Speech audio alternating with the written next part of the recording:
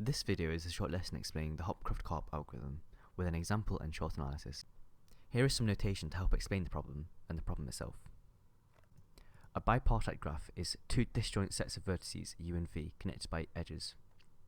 U and v typically represent different types of things. A matching is a subset of the edges, such that no two edges share an endpoint. You can think of this as the vertices are not allowed to have an order greater than 1. This lesson does not cover weighted bipartite graphs. If you wish to match weighted bipartite graphs, you may wish to look at the Moncrief's assignment algorithm. There are three types of matching: maximum matching, and perfect matching. Maximal matching is a local maximum, that is, you can't directly add another edge without it being an invalid matching. A maximum matching is the maximum number of edges that a graph can have in a matching. And a perfect matching includes all the vertices in its matching. The Hopcroft-Karp algorithm finds maximum matchings. However, if perfect matchings are the maximum number of edges, it will find a perfect matching. Here we have an example bipartite graph. On the left we have people, and on the right we have jobs, and the edges represent the jobs that a person can do. So Brian can do cleaning or decorating, whereas Dave can only do cooking. Here is an example matching of the graph. As you can see, not everyone is matched.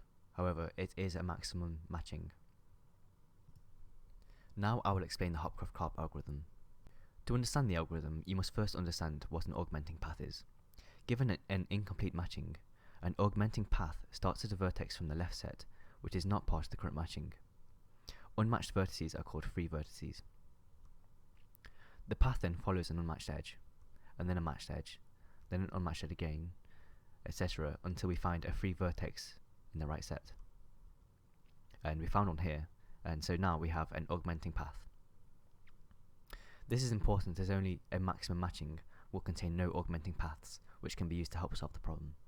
To demonstrate one iteration of the algorithm, here is an incomplete matching. The algorithm starts with any unmatched nodes on the left side, and attempts to form an augmenting path. We can do this using a tree.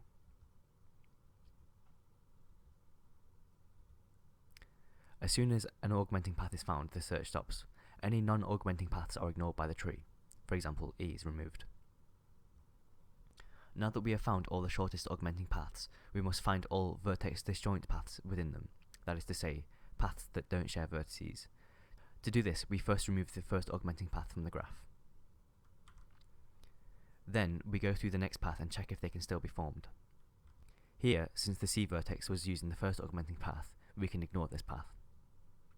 This leaves us with two augmenting paths which can now be applied to the current matching. To apply the paths, we take our augmenting paths and create matchings between pairs of nodes. These edges are swapped into the matching from the current iteration.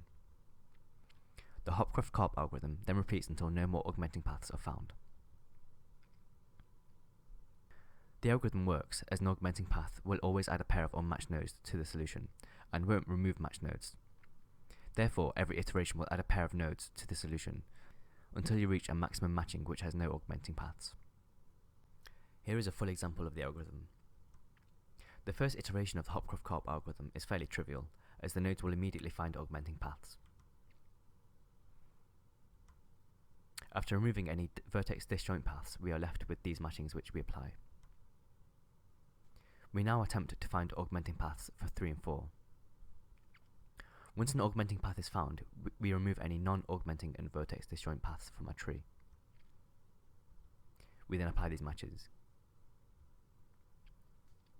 In this iteration, all the nodes are matched, so the maximum matching must be found, and the Hopcroft-Karp algorithm is complete.